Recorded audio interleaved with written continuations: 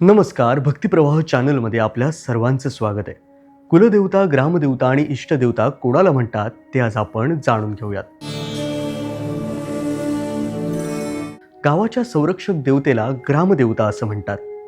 गावावर संकट येऊ नये म्हणून एखाद्या रक्षणकर्त्या देवाची किंवा देवीची स्थापना करून त्याचे मंदिर उभारायचे आणि गावातील सण उत्सव या मंदिराच्या साक्षीनेच पार पाडायचे, अशी पूर्वापार प्रथा परंपरा चालत आलेली असते. हे दैवत पूर, दुष्काळ, भूकंप यांसारखी नैसर्गिक संकटे, रोगराई इत्यादींपासून गावाचं संरक्षण करते, असा सर्वसामान्यांचा समज आहे. कुलदेवता हा शब्द कुल आणि देवता या दोन शब्दांनी मिळून बनलाय. कुळाची देवता तीच आपली कुलदेवता.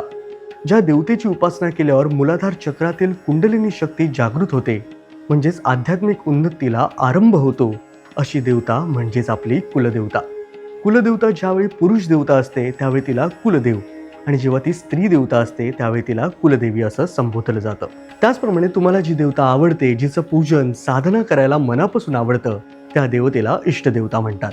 अशी देखील मान्यता आहे की मागील जन्मामध्ये आपण त्या देवतेची पूजा साधना केली होती, पण ती साधना अपूर्णच असताना जर आपला मृत्यू झाला असेल तर या जन्मात ती साधना पूर्ण व्हावी म्हणून आपल्या मनामध्ये त्या देवतेविषयी आवड निर्माण होते.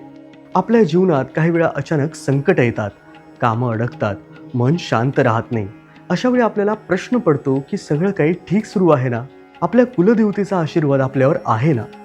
कुलदेवता म्हणजे फक्त एक देव नाही, ती आपल्या पूर्वजांची श्रद्धा, संरक्षण आणि ऊर्जा आहे. कारण आपल्या घराची, आपल्या वंशाची रक्षा करणारी शक्ती म्हणजेच कुलदेवता.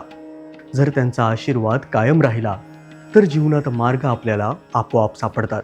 पूर्वी आपल्या घरातील लोक प्रत्येक शुभ कार्यापूर्वी कुलदेवतेची पूजा अवश्य करत.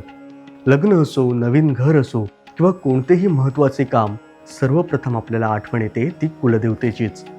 कारण असं मानलं जातं की कुलदेवतेचा आशीर्वाद असेल तर अडचणी कमी होतात, घरात शांतता आणि समृद्धी नांदते आणि नकारात्मक शक्तींपासून आपल्याला संरक्षण मिळतं. दररोज सकाळी उठल्यावर आणि रात्री झोपण्यापूर्वी फक्त 2 मिनिटं मनापासून कुलदेवतेचं नाव घ्यायला हवं. मोठी पूजा केली नाही तरीही चालेल, पण श्रद्धा आणि भाव असणं सर्वात महत्त्वाचं. शक्य असेल तर वर्षातून किमान एकदा तरी कुलदेवतेच्या मंदिराला आपल्याला नक्की भेट द्यायला हवी. ही फक्त एक भेट नसते, ही आपल्या मुळाशी जोडण्याची प्रक्रियाच असते. कुलदेवता आणि पूर्वज यांचा संबंध खूप खोल आहे.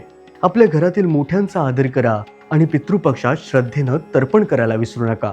कारण पूर्वज समाधानी असतील तरच कुलदेवतेचा आशीर्वाद आपल्याला मिळतो. खोटं बोलणं, फसवणूक, इतरांना दुखावणं या गोष्टींमुळे आध्यात्मिक ऊर्जा कमी होत असते. कुलदेवतेचा आशीर्वाद टिकवायचा असेल तर आपलं वर्तनही शुद्ध आणि प्रामाणिक असणं गरजेचं आहे. प्रत्येक घराच्या काही प्रथा आणि परंपरा असतात, जसं की विशिष्ट सण, उपवास किंवा पूजा. हे कुलाचार कधीही विसरू नका, कारण त्यातच आपल्या घराची आध्यात्मिक ताकद दडलेली असते. जेव्हा आपल्या आयुष्यात कठीण वेळ येते तेव्हा घाबरून जायचं नसतं. फक्त डोळे बंद करायचे आणि मनापासून कुलदेवतेचं स्मरण करायचं. कुलदेवता योग्य मार्ग दाखवते आणि संकटातून आपल्याला बाहेर देखील काढते. अनेक घरांमध्ये आपल्याला असं पाहायला मिळालंय की जेव्हा लोक कुलदेवतेचं स्मरण करतात तेव्हा हळूहळू त्यांच्या जीवनात सकारात्मक बदल घडलेले दिसतात. अडकलेली कामं पूर्ण होतात आणि त्यांची मन शांत होतात आणि घरात आनंदाचं वातावरण आपसुकच निर्माण होतं. म्हणूनच कुलदेवता ही फक्त एक श्रद्धा नाही, ती आपल्या जीवनाचीच एक दिशा आहे. जर तुम्ही मनापासून त्यांचं स्मरण केलं तर त्यांचा आशीर्वाद तुमच्या पाठीशी नेहमीच असतो. हा व्हिडिओ तुम्हाला जर आवडला तर नक्की लाईक करा, शेअर करा आणि तुमच्या कुलदेवतेचं नाव आम्हाला कमेंटमध्ये सांगायला विसरू नका.